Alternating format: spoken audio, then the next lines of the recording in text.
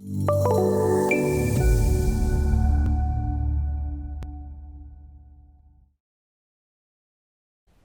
right, thank you, Catherine. I'm going to put up an agenda slide here real quick just to cover the items we're going to go through today. We're just going to do some cut-fill calculations, and we're going to talk about how that gets set up properly to run.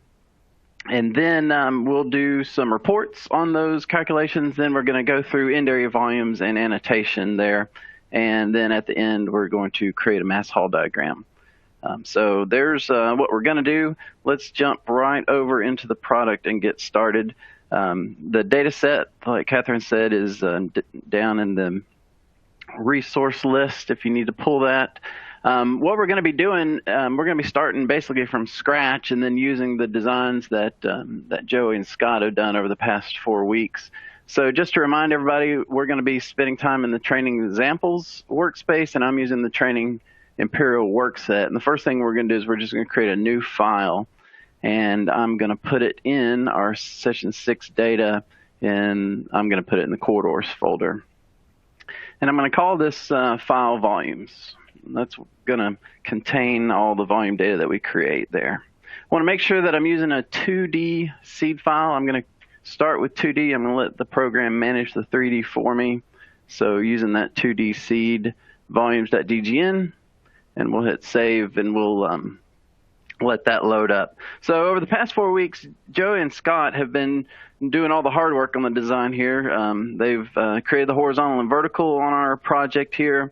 They ran the corridor modeler down and created the basis of the corridor.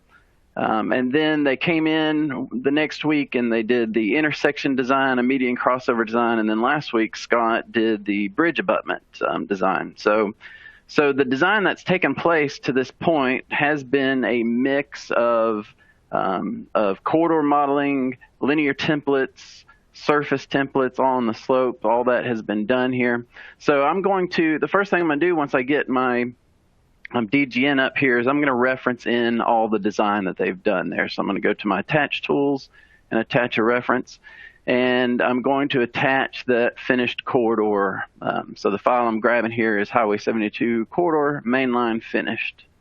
And that, we'll go ahead and say open on that. I do want to, in the live nesting, I want to change the nesting depth on that, get a little deeper there because I've attached some other design that we've done there. So I'm putting 10 in as nesting depth. Say OK on that, and that'll bring in the design that we've done so far, most of it. We'll do a fit and look at that. Just here in 2D, we have the corridor design that was done. A reference into this corridor file is the intersection and the median crossover design that was done. Also in this file here, we have the bridge abutments as well. So while I'm looking at that, I'm just going to hit element selection. I'm going to set that terrain active. And what that does for me is, as soon as I set that active, the program is creating the 3D model for me, and it's going to start handling all the managing of the 2D, 3D stuff for me at that point. So I just set that active to get that set up. I'm going to go back to the attach tools. I have most of the design components there, but I have some other 3D information that are going to help me with my volumes that I want to attach there. So I'm going to go to Tools, Attach, and I'm going to go to the terrain folder. So back in the section 6 data in the terrain folder, I've got 2 other DGNs that are important to me when I do volumes. I have my existing pavement. Scott went through and modeled some existing pavement there. We're going to classify that as unsuitable material that we're going to dig out. And so we've got that modeled as a surface template there in existing pavement. And then I'm also going to select a rock limestone DGN. And so we are, this is modeling a area where maybe our geotech team has come and told us we have kind of a limestone surface 3 to 5 feet below the surface there, and I've got that modeled in that DGN file. So I'm going to hit open to attach both of those and say OK on that, just taking all the rest of the defaults. And then once we have that attached, let's just take a look at what we have. I'm going to right click in my view there, go to view control and choose two views, plan and 3D. Okay, so let's just zoom in on our roadway and look at a couple of things. The first thing I want to look at is we have our design. I can see the corridor that we created earlier. This area here is the existing pavement that we modeled separately. So this is coming in from that existing pavement reference. If we look, my existing ground surface doesn't have triangles on right now, but it's there, it's present. You know, the volumes will be able to use it. If I look, let's zoom over a little bit in 3D. If I zoom in on this, I can see that that existing pavement is actually up above where my design is. So I'm in an area of cut here on my roadway. This existing pavement is, if I had my triangles turned on for my existing ground surface, we'd see that the existing ground surface runs over the top of that existing pavement. It's a good existing ground terrain. So we have our existing pavement there. We have our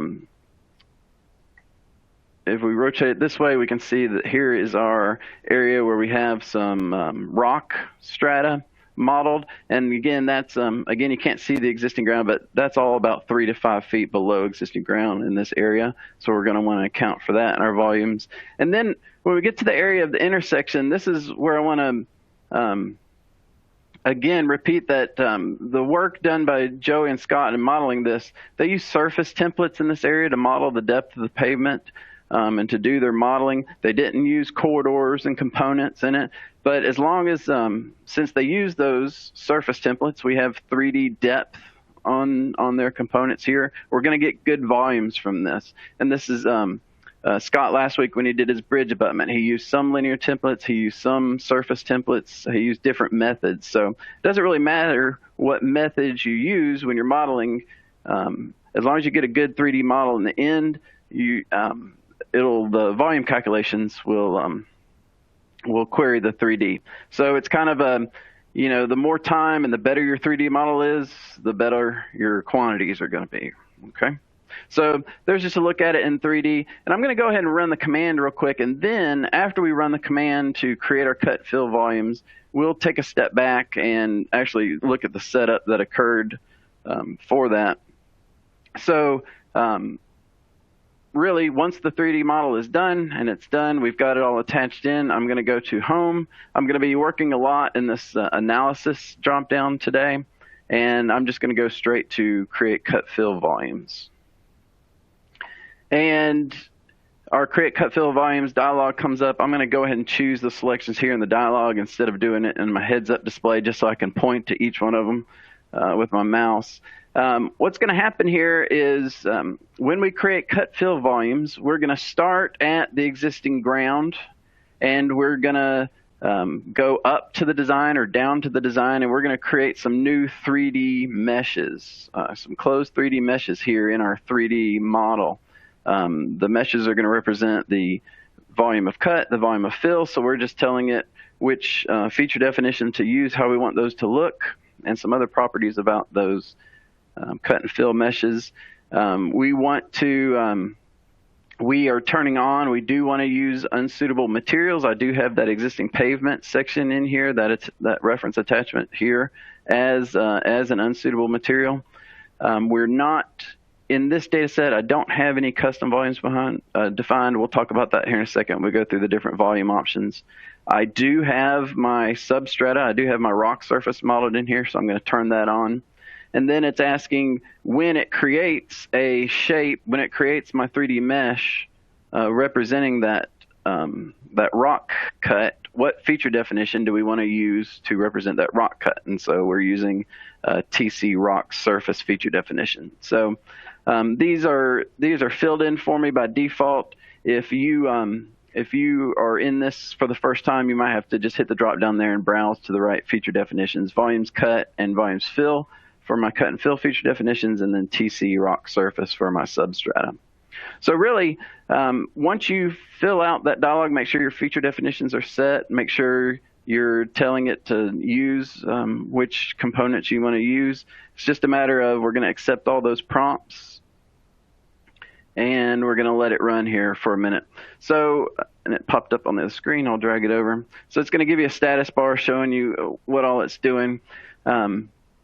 Like I said, it's interrogating the 3D model. It's starting at the existing ground. It's going up to find any design surface. If it finds design surface above it, it's going to put a fill mesh in there. When it goes down and looks for a design surface, it's going to put a cut. When it goes up and finds it, it's going to do a cut. When it goes down and finds the existing surface, it's going to place a fill feature in there. It's also looking for any unsuitables that it needs to calculate, and it's also looking for that rock surface so we can quantify the rock.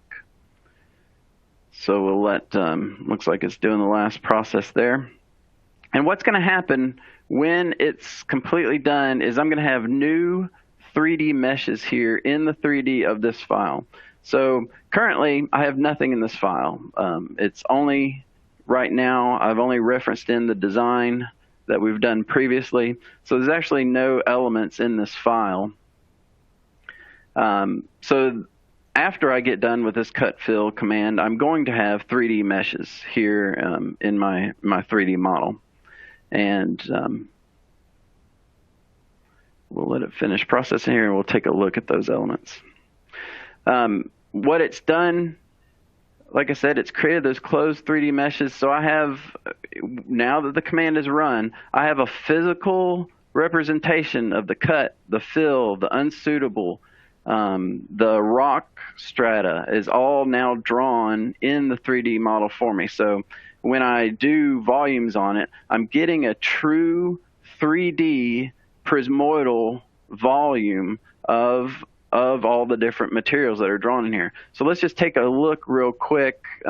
Let's go to the reference tools, and I'm just going to turn off my 3 attachments real quick just to look at just the elements that were created in the design file. So I've got those references turned off. So what we're looking at in the design file here is just those 3D elements that were created. So just for reference, my yellow element here, that's that existing pavement that I deemed unsuitable that had to be removed. The red is my cut shapes.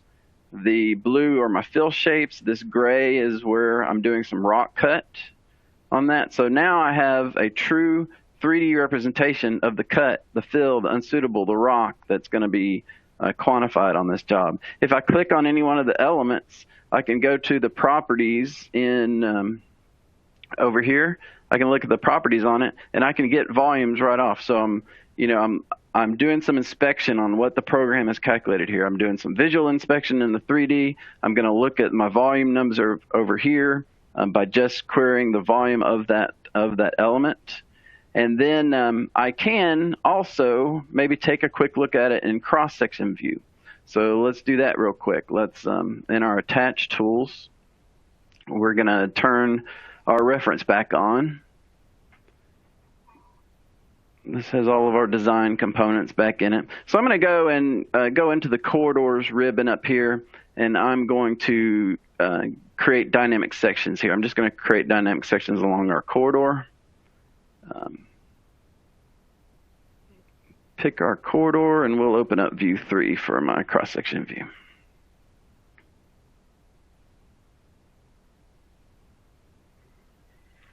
Okay, so like I said, since these are 3D meshes sitting in this design file, when I use my dynamic section command to cut a slice through my 3D model, I'm getting a slice through those cut and fill shapes as well. So here, just at the beginning of the job, we can see we have a little bit of fill where my design is above the existing ground. We have a little bit of cut on the other side.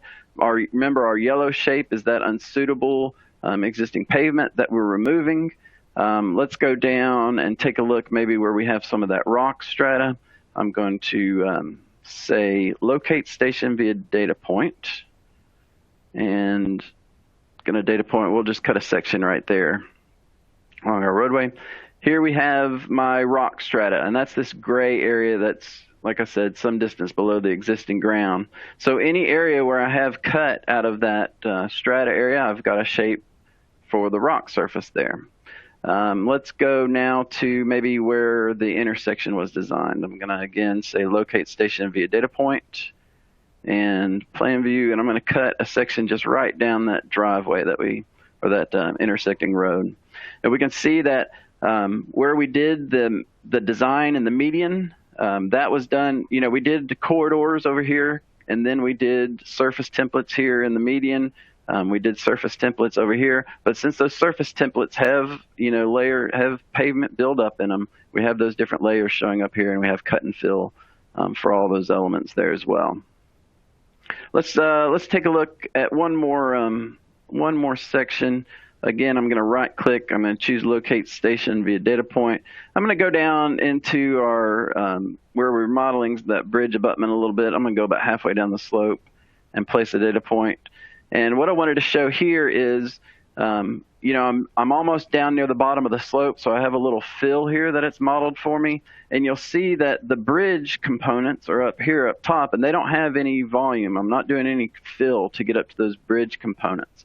So it's smart enough to know to not include that bridge. So that's what I want to talk about now, is how is the program smart enough to know what is design, what is bridge, what is unsuitable now. And that's all controlled in the feature definitions. So we're going to take a minute here and just look at the feature definitions and look at how they tell the model how to calculate volumes. So let me just clean up my views a little bit here. I'm going to put the 2D up there, move my cross-section down, get it out of the way. Okay, so we'll go look at feature definitions now. To do that, I'm going to go over to the Explorer, and I'm sitting here in the OpenRoads standards portion of the Explorer. In our standards is where we store all the feature definitions. And the first one I want to look at, since I don't, I just referenced in the existing ground in the file, so the existing ground feature definition is not actually in this DGN, so I'm going to go look at it in the list of libraries in the DGN lib and see how that's set up. Like I said, everything's kind of, it's looking at that existing ground. It's comparing the location of the design to that existing ground to know whether to place cut or fill. So it's important to know how that existing ground is set up. So I'm going to go libraries, feature definitions here. And in terrain, existing, my existing ground is using existing boundary. So when I highlight that, I'm going to go look at the properties on it. And I can see down here at the bottom in the terrain section in the feature definition, it says, what is my volume option? Well, my existing ground is an existing volume option. So that tells it this is existing ground. Anything above is fill. Anything below is cut. So existing ground has an existing volume option. Now let's go look at one that is a design type feature definition, and those are in my DGN file. So I can go to feature definitions. The meshes that are created by like the templates in our corridor model or by the surface templates have feature definitions here. And let's look at concrete and maybe concrete pavement as an example. So my concrete pavement has a volume option of design. So it knows, again, it looks at the location of the design components in comparison to where the existing component is to know cut and fill. So all of my pavement, my slopes, my shoulders, anything that is a design component, anything that's going to, that I'm wanting to model and to get volumes down to is going to have a design volume option. Okay, next let's go look at the existing and the rock surface. And that's the surface here that's modeling the top of our limestone. And that has a TC rock surface as its feature symbology. That's telling it what it wants to look at. But the volume option there is substrata. So that's telling it that anything above that, anything between, or I'm sorry, anything below substrata. So anything between existing and substrata is just going to be unclassified dirt. It's just going to be our regular cut and fill. Anything below substrata, between substrata and design, that's going to be rock cut. And we need to know what the cut factor is on there. So what's the swell factor on that rock? So we can enter in cut and fill factors on substrata. And then also, while we're talking about cut and fill factors, on our, let's go to our cut and fill feature definition. Those are down in volumes in this DGNlib. Our volumes cut those are the red meshes that were created there, and we have the volume option is cut, and we can do a shrink swell factor there if we need to for our cut factor. And then volumes fill is the same thing. It's going to have a fill option here. So let's just look real quick at the different volume options, make sure we've covered them all. So we have design. Again, that's our pavement, that's our slopes, that's anything we want to calculate cut fill to. Our existing is our existing ground. None, that's one we didn't talk about. That's one that we used over here in our bridge section. If we see our bridges are not included, that's because they have the volume option of none. Okay. Subgrade is very similar to design. That would just designate the bottom of the design. This would be used if we're importing any terrains or importing land XML that represent the subgrade design. We can give that subgrade, and that's going to act a lot like design in that it's going to calculate the area between existing and subgrade as cut and fill. So that's something you're going to use on your terrains. Substrata, that was what we assigned to our rock surface there. Cut and fill, those are the what I'm calling unclassified cut and fill, the area between existing and design. And those we can put shrink and swell factors on them. Unsuitable and custom. Let's go look at an unsuitable feature definition real quick. And we have here this existing pavement. Like I said, how we modeled our existing pavement out here, we use that. We use this TC existing pavement feature definition for it. And if we look at details on it, we have even more options now. The volume option is unsuitable. So when we cut this out, it's not going to go into our mass ordinate. We're not going to use it as a cut and fill that we can use elsewhere on the job. It's unsuitable, right? We've got a cut fill factor on it. And then we have the ability to split when we quantify it, we have the ability to split what gets removed only and what gets replaced. So if there's any reason when we remove unsuitable, but we have to put some back in because it's underneath a fill, we can quantify that separately from the total amount that was removed. So we didn't see this with the other volume option types. We didn't have this split here, but with unsuitable we do. We can classify differently what gets replaced and what gets removed. And then I'm not using it in this demo, but we do have a option down here called custom, and custom. Let's see if I have one already.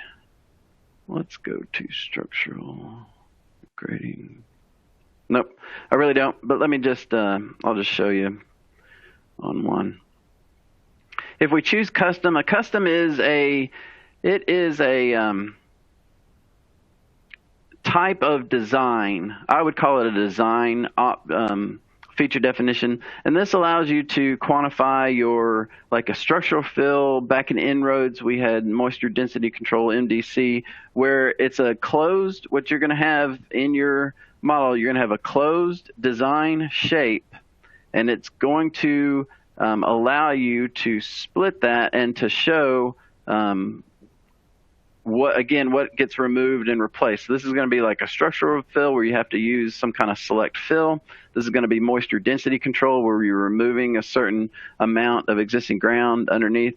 And so what this does is it allows you to split what's above and what's below the existing ground when you quantify it there. So it's kind of a subtype of a design type volume option, but it allows you to do this split above and below existing ground, what gets removed and what gets replaced.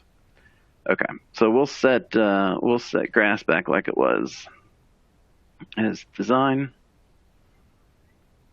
And I don't have any custom types in this data set. If you want to play with it yourself, I would encourage that. Okay, so we have feature definitions. We have feature definitions assigned to all of our 3D shapes in our 3D model. So since these 3D elements had feature definitions on them with volume options, the program knew what to do when I ran the create cut fill volumes command. It knew. It looked at every mesh in the 3D. If it had a volume option, it acted on it, and it created a cut and fill mesh. It's kind of a one button command there, and that's how we got our cut fill meshes there. So, okay, the meshes are there. Now, how do we do some reports on that, right? So the first report I'm going to show, again, we're back on the Home tab. We're in the Model Analysis and Reporting section on the ribbon. And we're going to hit the drop down there. And I just want to get a quick quantity of everything of all the 3D meshes that it threw out there for me. So I'm going to do quantities report by name boundary. And you'll notice I don't have any name boundaries yet. So I'm going to say none for my name boundary group. And I'm going to turn off right now. If this was on for me, if it was on for you, go ahead and turn it off. We're not going to do any clipped graphics right now. We're going to do that in just a few minutes. But right now, I just want one report that gives me all the quantities I just calculated there. So I'm going to accept no name boundary and no clipped graphics. And this is just going to report on all those 3D meshes that were created with the cut fill tool. And you'll notice it's reporting on more than just that. It truly is that quantities by name boundary truly is a quantities report. It's giving me everything in the model that has a feature definition on it. So if it was a point, it's giving me the count of the number of points. If it was a line, it's giving me the length of the line. If it was just a shape, it's going to give me an area.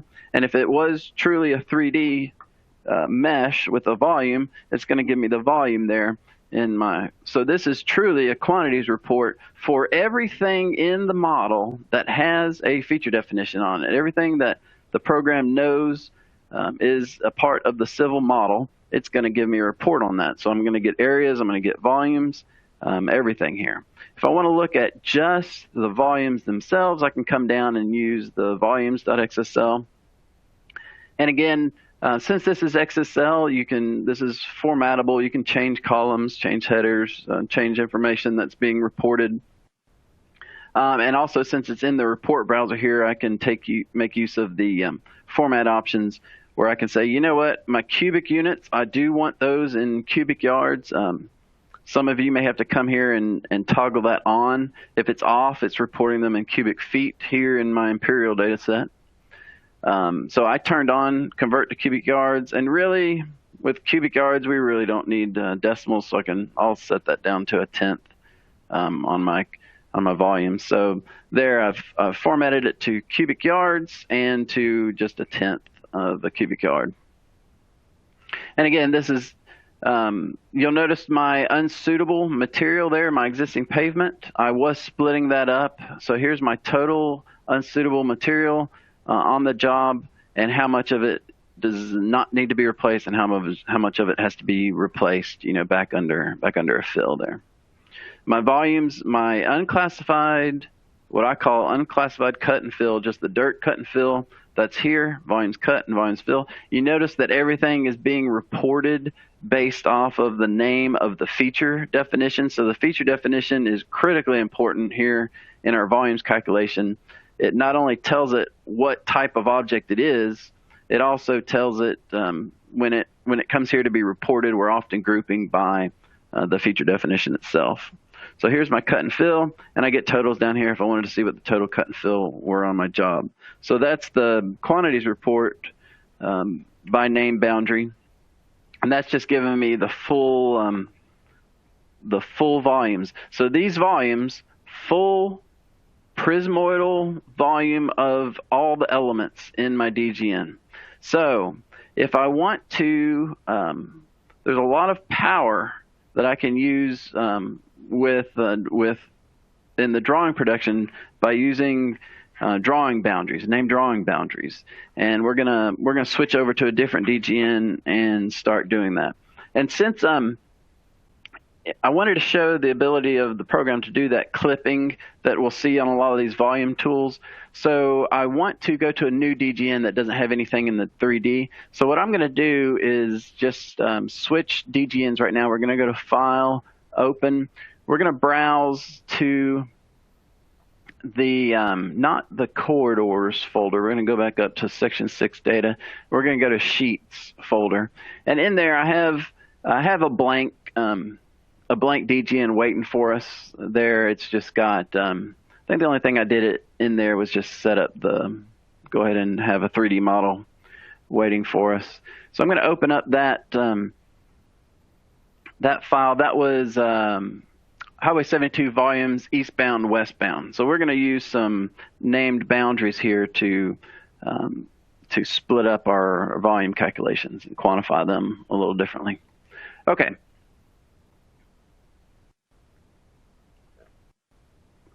So when this file, like I said, this is just an empty file. I'm going to attach to it. The only thing I'm going to attach is that volumes.dgn that we just did. I want those design features in there, and I also want those cut and fill quantities, unsuitable quantities, and rock quantities there. So I'm going to go back to the corridors folder, and I'm going to reference in the volumes. But what we're going to do is we're going to split up all those volumes, and we're going to report on them a little bit differently now. So I'm going to say open. Again, I'm going to make sure it gets all those nested attachments. I'm going to set that to 10 and say OK.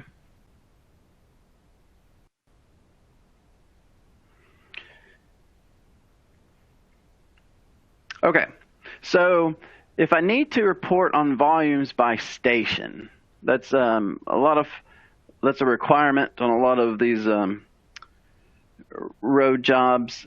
Then I can split up the quantities by station by using the name boundary tool. So what I'm going to do here is I'm just going to come down one side of the roadway here, and I'm going to report on, maybe I have some kind of weird funding situation where the eastbound is funded differently than the westbound. I'm actually going to split up the quantities here, eastbound and westbound, in different quantity reports, and I'm going to divide it by station. I'm just going to, in this example here, I'm probably going to use 200, 500 feet, something along that lines, just to show how the quantities can be split up there. Okay, so to do that, I need my name boundaries to show where the different volumes are going to be split up. So I'm going to go to Drawing Production, and I'm going to create new name boundaries. And I'm going to split up eastbound from westbound, one side of the road from the other, and I'm going to do it at a specified station length, okay? So when that comes up, I'm going to go to the first one, Civil Plan, and create some plan name boundaries. And all I really want here, I don't want any drawings or any sheets created from this. All I want is the boundary itself. So for drawing seed, I'm going to say none. And let me go ahead and pick my plan element, which is just the center line of our road. Okay, for the name of our group, I'm going to call this Highway 72 eastbound, westbound. And we're going to do the top, which I think is the westbound side first. So we're going to do the top portion up here. So that is, we're going from lower station to higher station. So that's on the left side of the road there. So I'm going to say that my left offset is minus 200. And I'm going to say that my right offset is 0. So this is going to give us half of the design, starting at 0 and going left 200 feet. And for stationing, I could key in a specific station range that I want. What I'm going to do is I'm just going to go into this area here where we don't have any quantities in between the two sides. I'm just going to start here, and I'm going to place my, I'm doing it at length of 500 feet. So I'm going to do 500-foot stations of quantities there. And I'm going to place those 4 named boundaries. I'm going to turn off the create drawing. Again, I don't want the drawing. I just want the boundaries to help me quantify this. So there, I've got my left side name boundaries, westbound name boundaries, and I'm going to accept to place them, and it places them there. And then let's just do the same thing along the eastbound side. Going to pull up that dialog again, choose my path element there. This time I don't want to create a new group. I want to add these name boundaries to that same group. But this side of the roadway is going to be eastbound, and that offset on the left is going to be from 0 to a positive 200. Okay, and then not creating a drawing. Just want the boundaries there. So again, I'm gonna go in and start at the same station. I don't remember what station I chose, so I'm gonna snap to the end of that boundary that was created previously. And then I'm just gonna place the 4 same boundaries on the other side of the road, place the boundary, and accept. So there I have one name boundary group that has eastbound and westbound name boundaries on it. So now when I go back to the go back to home, go back to civil analysis, and go back to that quantities report by name boundary. Now I do have name boundaries, and now it is going to split up the quantities for me. So I'm going to do quantities by name boundary, and here's the name boundary group that I created, and I added both sets of name boundaries to. And then on this one, I want to make note here. This is the time where we're going to turn on, yes, display clipped graphics, and then we'll show what that does there. And you'll see a lot of these volume commands that we run have this option to display clipped graphics, and that gives you the opportunity to have a physical mesh representation of what was calculated there. So that's very powerful, a good QA tool there, and we're going to turn that on and display the clip graphics. So there I'm going to accept those 2 prompts, and it's going to go through, again, it's going to give me the prismoidal volumes of all of the closed meshes. It's going to give me surface areas of all of my shapes. It's going to give me lengths of all my lines. Anything that has a civil feature definition on it is going to be quantified in this command, quantities by name boundary. In this case, they're all going to be split up per sheet or per station range.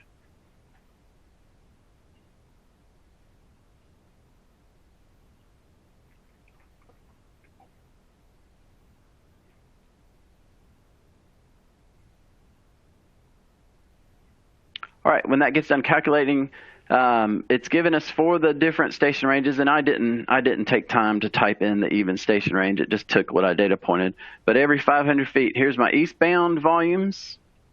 It's given my eastbound cut and fill, and then it's giving me my westbound cut and fill at that same station. And it's, again, this is quantities by name boundary, so it's giving me the quantity of every feature. If I just am concerned only with the volumes, I can come and use the volumes SSL, and it's going to give me, again, eastbound, westbound at each of these stations. So there are my quantities per station as defined by the clipping boundaries. And what I want to show now is, remember that I had that toggle turned on to display clipped graphics. So I'm going to come back here in my 2D model. I'm going to right click and go to 2D, 2 views, plan and 3D, get that 3D view up. And we see the 3D reference of everything that's coming in through the references. I'm going to turn those off to see the clip graphics that were drawn into this file. So let's go to, make our 3D active there, go to references, and let's just turn off the display of our references there. So the design references are turned off now. So what I have in here are clipped meshes at the station interval that I defined. So for example, if I wanted to come in and just take a quick look at the fill mesh That's the grass. Here's the fill mesh. If I wanted to go look at properties and see what kind of volume I'm talking about, I can click on it. And you notice that that's just 500 feet there. That's just that one clip boundary. So I have, on most of these commands, when I have that option to create clipped graphics, I can actually create a physical representation of the volume that's being reported. And it's good for me to see what's going on. It's another way I can QA the numbers that are coming out. And you'll also notice that it didn't just clip and write into the file the cut and fill graphics there. It actually, again, it took everything that had a feature definition on it. So it got part of my bridge here. It's taken my bridge elements and it's added those in. The lines for shoulder, if we had guardrail, it would copy that in and it would show the length of the guardrail and it would show it clipped every 500 feet or every interval that I defined back in my drawing boundary. So that's a very powerful tool in and of itself. If I just need to slice up my components and my linears to represent for various station intervals, I can do that. It's not just doing the cut and fill unsuitable. It's doing every civil component here in the DGN file. And so if I wanted to see just cut and fill, I could go in and start playing with my levels, turn off my pavement levels, just leave on just my cut and fill levels, that kind of stuff. But like I said, a powerful tool. Everything is being split up for me at the station range I defined. Everything's being drawn in 3D for me.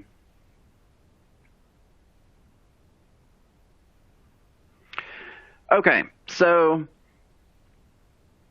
everything I've talked about to this point is the real 3D prismoidal volumes. Now let's talk about end area volumes, and let me get set up for that real quick. I'm going to turn my references back on in my 3D view. Turn those back on. So here I have, again, my 3D model. It's got my cut and fill. It's got all of my design features referenced into it. So I want to now do some end area volumes. We understand that the best for sure is the 3D prismoidal, but we understand that there are some maybe agencies that are still relying on end area volumes. And maybe we just want to use that as a QA check. It's kind of an old methodology. It's not as precise, but since there's so many people still using it, people like it, we provided the option to do it here. And so let's talk about that. Let's talk about that method now. So to do that, the first thing we need is cross-section boundaries. And so the end area volumes report run off of cross-section boundaries. So that's the first thing I'm going to do here is go in and create cross-section boundaries. So we're going to go to Drawing Productions. I'm going to go to Name Boundaries, Create Name Boundaries.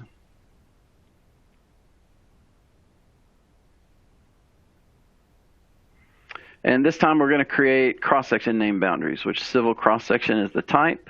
This time I am actually going to create sheets because we're going to do some annotation of the cross sections after we're done quantifying them. So for drawing seed, I'm going to pick the ANSI D cross section seed, and let me go ahead and pick my path element here.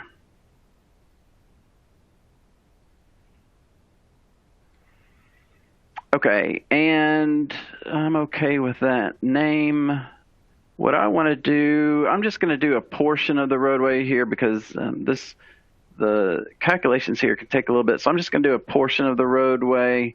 We'll start here where we have some rock, and we'll just run up to where we have our bridge abutment and stop it there. And before I do that last data point, I do want to create my drawings. I'm going to do it at a 100-foot interval, 125 left and right. That ought to be fine. Okay, so I'm going to place those cross sections and accept. So it's going to place those name boundaries for me, and let's go ahead and get it churning out those those drawings for me.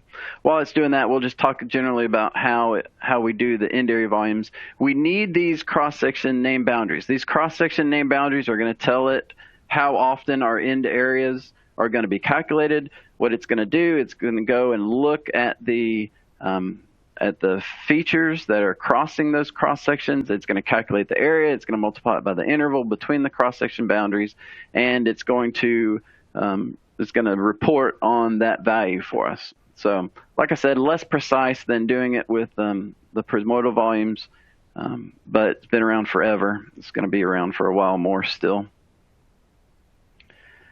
So right now, I'm not just creating the boundaries right now. I'm going ahead and creating the full sheet. So it's you see it down there at the bottom, the status bar. It's creating those sheets. It's referencing in the drawing models. And when I get done, it has actually created my sheets for me. Let's just look at this last one real quick. One thing I want to show here is I see my design features up here. I see my pavement build-up section. I've got my annotation in there already. I've got my unsuitable pavement thing there. So why am I seeing my fill shape there? That's in blue. Why am I seeing that? Well, because that is a 3D mesh in my 3D model. So when I cut a cross-section through it, it cuts through it and it shows it on my cross-section sheet. So that's good. That's a good way for me to see it there. So now that I have my cross-section name boundaries, I'm going to go back to our 2D model. And what I need to do now is run through that end area volume calculation. So what I'm going to go to is the home, and going to go again to the civil analysis button, and the end area volumes report is down here. So when I choose the end area volumes report, really I only have one option there: which named boundary group, which cross-section named boundary group do you want to use? Well, I'm going to use the one I just created, which was Highway 72. We can see them here in 3D, here in 2D. I'm going to use that for my calculations. So it's going to get the area of the shape. We'll go ahead and kick that off. I want that name boundary, and it does prompt me if there is any area that I want for volume exceptions. Then I can choose the start and stop of the cross-section name boundary where I want a volume exception. I don't need to do that right now because where I don't have any volumes going on underneath this bridge section, I just told my components that they were a volume option of none. So I don't have any areas where I need to do a volume exception. So I'm just going to reset at this prompt here. I want to just take a moment here to encourage everybody to read this prompt, because some people will see select the start and they think they're being asked for the start station. But if you read the rest of it, they're really wanting the location of any kind of volume exception, any station range where we don't want volumes calculated. So in my case, I'm not going to use that. I'm just going to reset here, and I'll let it now process through all those name boundaries. So it's doing a couple of things here. It is calculating the end area volumes based on the shapes at the cross-section boundary, and it is writing the cut, fill, and areas information onto the name boundary shapes themselves. Okay, so let's look at the report that's generated. We have our end area volume report, and we get the different stations that we chose, and the area, and then the fill on it. So here we have our end area volumes. Like I said, not just in this report, but we need to annotate in our drawings. We want to annotate the results of this as well. So I'm going to close out of this report. Like I said, when it ran the report, not only did it do the calculations and give me the report, but it wrote onto the actual name boundaries themselves. It wrote the values of the cut and fill on there. So now when I go and do some sheet annotation on my sheets, the data about the cut and fill values is available for me to be annotated on the sheets. So let's go just to one of our drawing models as an example here. We'll go to station 515. And now that the drawing name boundary has that information on it, I can annotate it. So I'm going to go to drawing production, going to go to model annotation, and I'm going to annotate this model using the end area volume annotation group. So in the annotation group, I'm going to pick cross-section, drawing, and I'm going to pick EAV, end area volume annotation. And right now, I'm not going to do all models right now. I'm just going to do this one just to look at it, see if it's good, and see what it gives me. Because I knew there's something that I don't like here that we're going to fix in a second. So here we have the annotation. It's coming in as an annotation cell. It's giving us the cut area, the fill area, the cut volume. This is all customizable in your annotation group and how you set it up. You can put exactly what you want. You can set it up to put it anywhere you want on the drawing file. But you can see that in this data set that we're using in our standards that are delivered with the product, it's putting 2 tables in there. And I don't want the 2 tables, so let me just show you how to fix that. And it's a good thing to show so you can get an idea of where this is coming from, right? So we'll go back to our 2D model so that we can play with those. I'm going to hit multi-model views to get back to where we were. And I'm going to go look at that annotation group that it copied in here. We'll go to annotation groups, go to cross-section, drawing, and do cross-section end area volume annotation. That's the one we just used. I'm going to right-click on it and say Manage. And the problem was I had 2 tables there. And it's because in this annotation definition, we're telling it to annotate in 2 locations. It looks like we're prepared for the possibility that we might be doing left side versus right side. So we have a center line and a center line left. In my case there, I just have the one. So I'm just going to come in here and I'm just going to delete the center line left. I'm just going to leave 1 point in there to annotate. So what it's doing is it's annotating this. It's annotating with a cell. The cell has text favorites in it that are pulling the information out of the database off of those named boundaries. So the text favorites in the cell are pulling the specific values, and it's placing it at this location. And I only want 1 in my thing, so I'm just going to add the 1 center line there. So I'm going to close on that. I'm going to go back into one of my drawing models. Let's go into this one. And this time, now that I've fixed my annotation group, I like what it's going to place. I'm going to go ahead and do all the models. So I'm going to go back to model annotation, and I'm going to, when that comes up, this time I'm going to toggle on, yes, all drawing models. I'm going to pick that end area volume annotation definition that we just edited and place it, and go ahead and place it there. So now what it's doing is it's going through every drawing model that we cut with our cross-section set. It's putting the annotation that we define in that annotation group in there. And now I have just the 1 table of the cut area, cut volume, fill area, fill volume. There. And again, like I said, this is fully customizable in how you set up the cell, the text favorites, the annotation definition. So there, we have calculated end area volumes, we've run a report on end area volumes, and we've annotated end area volumes. The last thing I want to do is, and it looks like our time is working out well. The last thing I want to do is go and create a mass haul diagram for my volumes. So I'm going to go back to my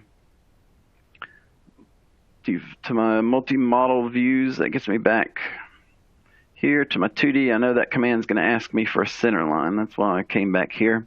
And so here we are. I'm back in the DGN. I have the volumes referenced in. I'm going to go back again to the home modeling analysis, and this time we're going to choose mass haul diagram. So there's a few different options on the mass haul diagram. Really powerful, these different options. We can just do a defined interval along the alignment that we choose.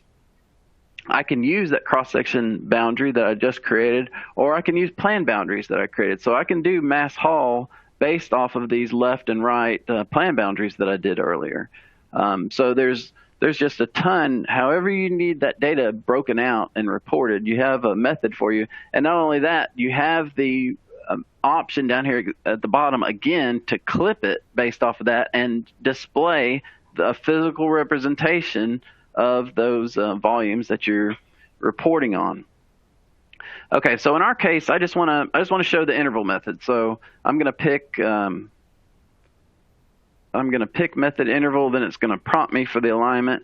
And I'm just going to say, just do the beginning of my roadway here. I'm going to do a 100-foot interval, and I'll just do a beginning portion of my roadway from there to there. Again, I could key in specific stations if I needed to, but I'm just doing data points for speed. Going to say 100-foot interval. I choose a left and right offset off of that alignment that I chose.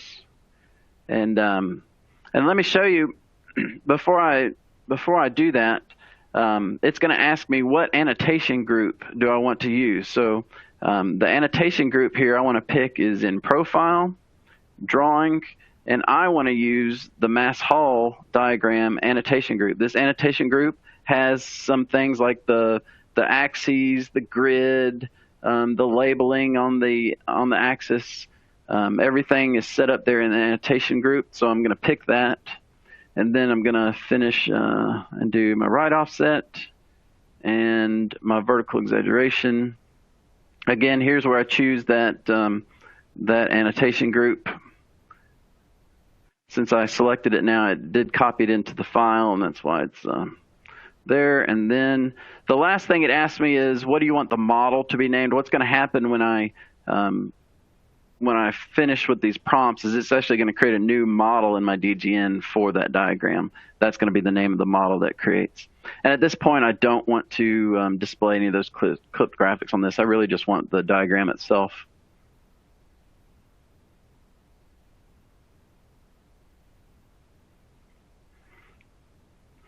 And so again, it's doing quite a bit of computation here, going through at every interval, looking at the 3D meshes and calculating the volume at that interval, and then reporting that back out. And then at the very end, it'll go in and draw the diagram for us.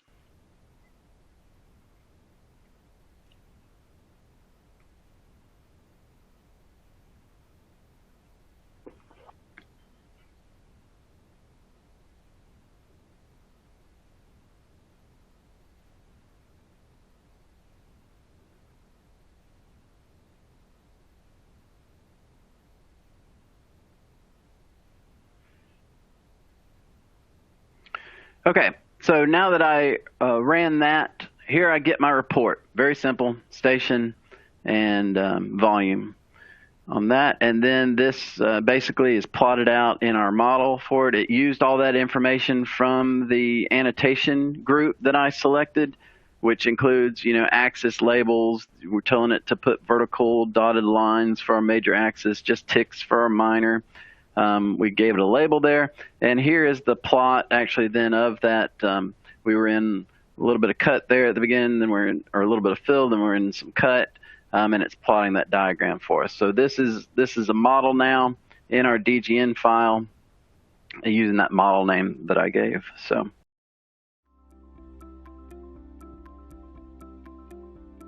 If you found this video helpful, please give it a like. If you want to see more such series, consider subscribing to our channel. Thank you, and see you next time.